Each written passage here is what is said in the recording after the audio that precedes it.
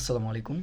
আপনারা ইতিমধ্যে অবগত রয়েছেন যে বাংলাদেশের ত্রয়োদশ নির্বাচন সম্পন্ন হয়েছে। উক্ত নির্বাচনে বিএনপি এগিয়ে রয়েছে সরকার গঠন করার দিক থেকে এবং বেশ কিছু ভালো ভালো প্রার্থী যারা কিনা সংসদে গিয়েছে আমরা তাদের প্রতি শুভেচ্ছা জানাচ্ছি এবং একইভাবে খুবই বেদনার সাথে জানানো যাচ্ছে, খুবই খারাপ লাগার বিষয় হচ্ছে আমরা অনেক প্রার্থী আশা করছিলাম যারা সংসদে যাবেন, কিন্তু দুর্ভাগ্যবশত তারা সংসদে যেতে পারেননি যাদের খুবই প্রয়োজন ছিল বলে আমরা মনে করছি।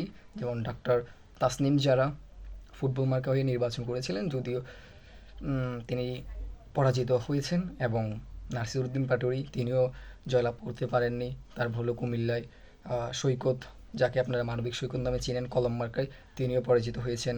তারপর হলো যে আপনার বেশ কিছু, এবং সার্জিস আলম সহ আরও বেশ কিছু তরুণ যা নেতৃবৃন্দ যারা পরাজিত হয়েছেন তাদের প্রতি খুবই সমবেদনা রয়েছে এবং আমরা আশা করছি আপনারা যেভাবে নির্বাচনের আগে ক্ষমতাকে প্রশ্ন করেছেন, ব্যক্তির ঊর্ধ্বে প্রশ্ন করেছেন, জনগণের হয়ে কথা বলেছেন, জনগণের পক্ষে কাজ করেছিলেন, বাংলাদেশের পক্ষে কাজ করেছিলেন, ঠিক একইভাবে বাংলাদেশের মানুষের হয়ে যে আপনারা নির্বাচিত না হলেও বাংলাদেশের মানুষের হয়ে কাজ করে যাবেন, যে কাউকে করাপ্টেড হতে দিবেন না।